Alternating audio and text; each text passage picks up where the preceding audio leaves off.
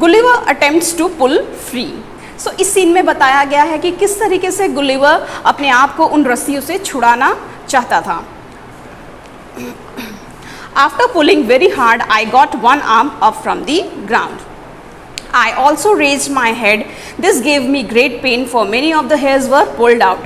I put out my hand to catch some of the little men, but they ran away before I could close my hand on them. So after pulling very hard, कई कोशिश के बाद I pulled out my hand. मैंने अपने हाथ को छुड़ाया, बहुत कोशिश के बाद मैंने अपने एक हाथ को छुड़ाया। I also raised my head. मैंने अपने हेड को भी रेज करना चाहा और धीरे धीरे मैं कामयाब भी हुआ। This gave me a great pain for many of the hairs. और इससे मेरे बाल भी बहुत खिंच रहे थे, जिसके कारण मुझे बहुत तकलीफ हो रही थी। I put out my hand to catch. और जो हाथ मैंने छुड़ाया उस हाथ से मैंने कुछ लिलीपुटियंस को कैच करने की कोशिश भी की, लेकिन जैसे ही मेरा हाथ वहाँ तक पहुँचा वो लोग वहाँ से भाग चुके थे। Then I heard a noise and felt a pricking in my hand like that of the 1000 needles. तो मेरे दूसरे हाथ में मानो ऐसा लग रहा था कि जैसे कोई सुई चुभ रहा हो, बहुत सारी हज़ारों सुइयाँ जैसे कोई चुभ रहा हो, और उसकी नॉइस मुझे आ रही थी। I found that they were shooting arrows at me. और बाद में मैंने देखा कि वो लोग मुझ पे they were shooting the arrows, यानी जो बाण चलाते हैं ना, तीर बाण होता है, तो ऐसे करके, तो वैसे वो मुझे अटैक कर रहे थे।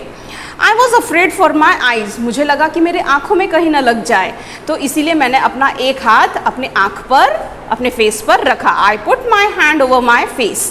After this I thought that the wisest thing to do was lie quiet till night. I thought then my hand being free, I could quickly set free the rest of my body. तो मैंने कुछ देर के लिए सोचा, I think a little, and I thought that the wisest thing means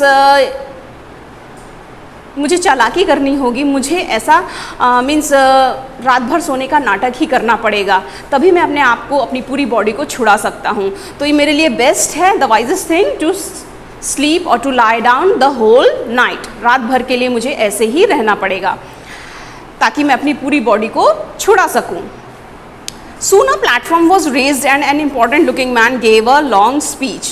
थोड़ी देर में मैंने देखा कि एक प्लेटफॉर्म जैसा बनाया गया है जिसपे एक आदमी जो है वो स्पीच दे रहा है।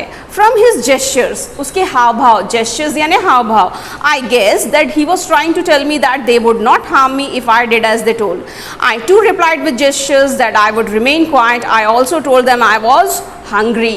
So that man was giving speech, okay, and from his gestures, उसके जेस्चर्स को देख के क्या समझ में आ रहा था कि मानो वो मुझे इशारे से ये कह रहा है कि अगर तुमने हम लोगों को हार्म नहीं किया तो हम भी तुमको कोई भी हार्म नहीं करेंगे, तुम्हें कोई भी नुकसान नहीं पहुंचाएंगे।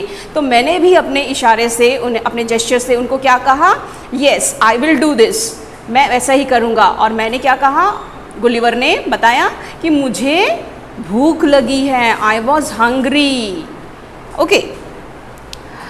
Now this is the second scene that ends here, okay, and we will see the remaining part of the lesson in our next class, okay students. So till that you have to read again this lesson very carefully, underline the hard words and write it 3 times in HW notebook, okay students. Thank you.